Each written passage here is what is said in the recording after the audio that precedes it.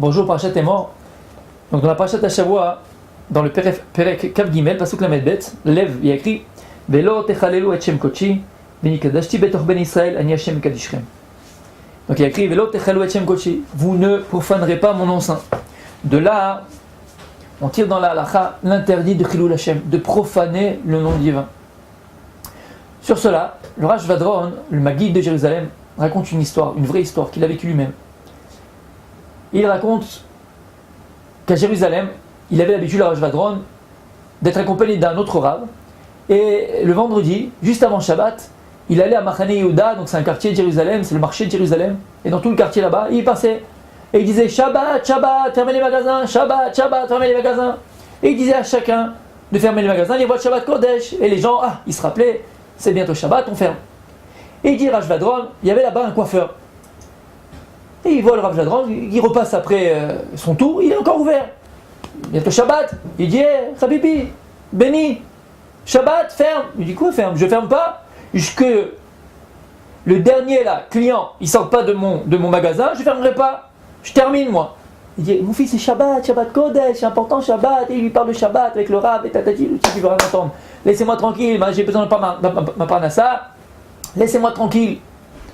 Top, le Rav Vadron, il peut rien faire, entre guillemets, il est là avec le Rav et il ne sait pas quoi faire. Et ils s'en vont. Et le type, il est là, pendant Shabbat, il coupe les cheveux, la nuit est tombée, les Mechalel Shabbat. Et toutes les semaines, c'est pareil. Et le Rav Vadron, il essaye de faire quelque chose avec le Rav, il passe, rien. Le type, il laisse ouvert Shabbat. Et un jour, il passe, et il voit que la boutique, elle est fermée. Avant qu'il dise Shabbat, Shabbat, la boutique était déjà fermée. Il voit les autres magasins, il demande mais pourquoi il est fermé celui-là? Qu'est-ce qui se passe? Tiens, vous n'avez pas entendu? Il dit non, qu'est-ce qu'il y a? Il a une crise cardiaque. Quoi, il est mort? Non, il n'est pas mort, il est à l'hôpital, dans un matzav, dans une situation très grave, il est à l'hôpital. C'est pas possible. Et Rav Vadron, il décide d'aller le voir avec le Rav. Ils vont, c'était à Bikur Cholim à l'époque, ils vont à Bikur Cholim, ils vont voir ce coiffeur juif. Il était dans un sale état, un peu avec les tuyaux partout, le pauvre. Il dit mon fils, qu'est-ce qui s'est passé? Il dit voilà, un jour je suis pas. Je sais pas, je suis sorti du magasin et voilà, j'ai eu un malaise et tatati, voilà ce qui m'arrive. Je dis mon fils, Kachim, t'envoie le réfouacher les mains et que tu ailles mieux et tout ça. Il dit Rav, regarde de quel état je suis, je sais pas quoi faire, qu'est-ce que je peux faire? Et il dit Rav, l'autre Rav qui l'accompagnait, dit au coiffeur, il dit écoute, voilà, est-ce que tu es prêt à prendre une chose sur toi? Et tu guéris. Hachem, il t'envoie le réfoucher main sur place. Il dit ce que vous voulez, Rav. Il dit voilà, tu fermes ton magasin, Shabbat, et tu fais Shabbat. Tu fermes ton magasin pour Shabbat. Et le type il dit ce que vous voulez, bien sûr, il n'y a pas de problème.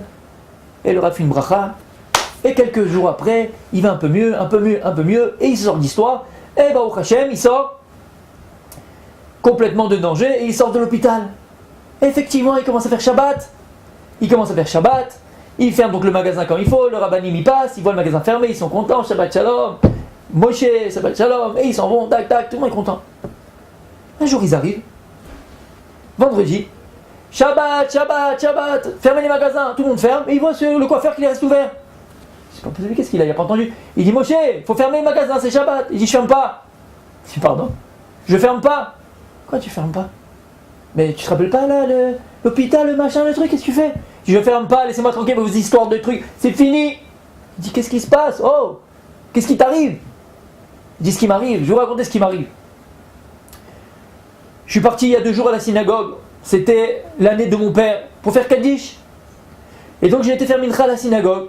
J'arrive à la synagogue faire la prière, je commence à faire la prière. Et tout d'un coup j'entends des bruits derrière moi. Chut, chut, chut, chut. Et comme ça des bruits de billets. Je me retourne et je vois 2 types en train avec 2 liasses de billets au milieu de la mida. Qui se montrent les billets, qui comptent comme ça. Je regarde, j'ai dit chut, oh, prière. Et les types ils font comme ça, ils me repoussent de la main. Bon, j'arrête, je continue ma prière. Et ils sont là, quand j'entends encore le truc des billets. Et ça m'empêche de prier. Et je leur dis stop, taisez-vous, on peut pas prier. Et ils sont là à me regarder, ils me disent pour qui tu te prends toi, Après il y a eu Kaddish, je fais le Kaddish pour mon père. Et ces deux-là en train de discuter derrière moi, en train de parler, Ils avaient des barbes plus que par terre, une bépéote comme ça sur eux et un kippa plus noir que le noir. Et je leur dis écoutez c'est Kaddish, taisez-vous quand même. Et ils ont continué à parler, ils m'ont dit mais pour qui tu te prends, t'es pas l'avocat du truc, et qu'est-ce que c'était, machin. Je dis voilà c'est ça, si c'est ça la Torah, si c'est ça ce que vous enseignez, laissez-moi tranquille, ni votre Shabbat, ni rien du tout. Il dit Rashvadron de cette histoire. Après 120 ans, on arrivera devant Kadosh Baruch Hu, le Ribbono Shel Olam, on sera jugé. Et on donnera le dossier. On dira, toi, alors, voilà ce que tu as fait de bien et ce que tu as fait de pas bien. Et lorsqu'on dira ce que la personne n'a pas fait de bien, on dira, toi, t'as pas gardé Shabbat, t'as été Mechalel Shabbat. Le type il me dit, moi Mechalel Shabbat, j'habite à Baïl-Vegan, toute ma vie, j'ai grandi dans la Torah. Il n'y a pas une fois où j'ai pas fait Shabbat. Même ma femme, avec les 10 gosses qu'on a eu, elle a jamais accouché Shabbat. Même les shogeg, on n'a pas fait. Et tu me dis, j'ai pas fait Shabbat. C'est ça le din emet. C'est ça la vérité du monde à venir. Voilà la vérité. C'est du mensonge. Il dit, Rashvadron, la Gemara dit, on apprend ça d'un verset, que lorsqu'on jugera une personne, on l'obligera à signer le Xardin. Comment on dit Xardin, Rabbi Yosef ? Le décret. Ouais, on l'obligera à signer la décision du juge. Et il signera Baal Kocho. On le forcera à le faire. Mais attends, si t'as pas été Mechalel Shabbat, t'as pas profané le Shabbat, pourquoi tu signes ? On lui dira, non, t'as pas été Mechalel Shabbat, bien sûr, non. Mais lorsque t'étais à la synagogue, et t'as commencé à parler, discuter, avec ta belle barbe, ton beau chapeau, ouais, et t'as commencé à rigoler, et t'as commencé à faire du bruit, on te disait, il y avait un type qui était là, tout simple, un petit juif, pour la première fois il vient à la synagogue celui-là. On l'a dit, la Torah, la synagogue, et tata, et il a vu deux guignols là en train de faire les... En plus il te dit, chut, toi tu continues, parce que tu penses que t'es plus intelligent, t'as plus de morale, et t'as plus... À cause de toi, ce juif il ne fait pas Shabbat. Kol Israël Arim Zelazé, t'as pas fait Shabbat. Parce qu'à cause de toi, ce juif ne fait pas Shabbat. Velo techalou et Shem Kochi. Elle dit la Torah Parashat Emor, vous ne profanerez pas mon nom. Il dit Rashvadron, le plus grand avéra, le plus grand péché entre guillemets qu'une personne elle puisse commettre, c'est le Chilul Hashem. Quel Chilul Hashem? Profaner le nom d'Hashem. Par un mauvais comportement. Tu dois être un exemple et tu es tout le contraire de ce que tu dois montrer. Tu es tout le contraire de ce que tu dois apprendre aux autres. Il n'y a pas plus grand Chilul Hashem que celui-là. De cette histoire, alors, moi j'en ai tiré quelque chose de très important. On est tous venus dans ce monde-là, tous les juifs, pour la même raison.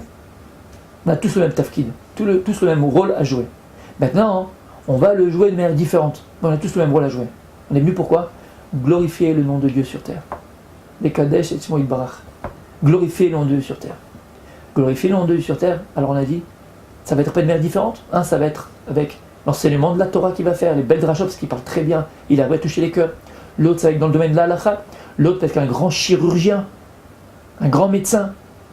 L'autre, ça va être parce que, et chacun dans son domaine, là où il est dans son travail, là où il se trouve, il doit se demander comment moi maintenant, je peux arriver à jouer le rôle que Dieu m'a donné. Quoi ? Glorifier son nom dans le monde, dévoiler son nom dans le monde. Les Kadesh et son Ibarach. Ça, c'est le rôle qu'on doit jouer. Si Chazvé Shalom, au contraire, non seulement on ne joue pas le rôle pour lequel on est dans ce monde-là, les Kadesh et Shmoïd Barach, mais au contraire on profane son nom. Il n'y a pas plus grand péché, pas plus grande chose. À partir du moment où tu as une conscience d'Hachem, tu as une conscience que tu es un prince de Dieu, quand tu as conscience que tu es une princesse d'Akadosh Baruch Hu, alors tu ne peux pas te comporter de la même manière. Et tu ne dois pas te comporter de la même manière. Pas parce que tu es obligé simplement, oui tu es obligé, pas simplement parce que tu es obligé, pas parce que c'est un mérite de représenter le roi des rois, c'est un mérite de représenter le Ribbono Shel Olam. C'est un mérite de représenter Akadosh Baruch Hu dans le monde, c'est un mérite. Velo techalelu et Shem Kochi, à chaque fois que tu fais une chose, dans ton travail, est-ce que je vole pas un non-juif ? Ouais, c'est un non-juif, alors tu as le droit de le voler. Mais tu sais le Chilul Hashem que ça sort, ça. On en fait des émissions dans les télés en France. Qui c'est qui a volé ? Ah, c'est un tel, juif, non-juif. C'est qui ? C'est un tel, non-juif. Il n'y a pas plus grand Chilul Hashem que cela. Fais attention, sois le plus droit possible, même plus que ce que tu dois être. Oui, même plus que ce que tu dois être. Parce qu'on te juge. Pourquoi on te juge ? Parce que tu es un prince, parce que tu es une princesse. On te juge, le peuple, les nations nous jugent. Parce que consciemment, inconsciemment, elles savent qu'on est le phare de l'humanité. Elles savent qu'on est là, les nations, pour glorifier le nom de Dieu. Elles savent qu'on est là pour amener la lumière dans le monde. Alors elles nous jugent.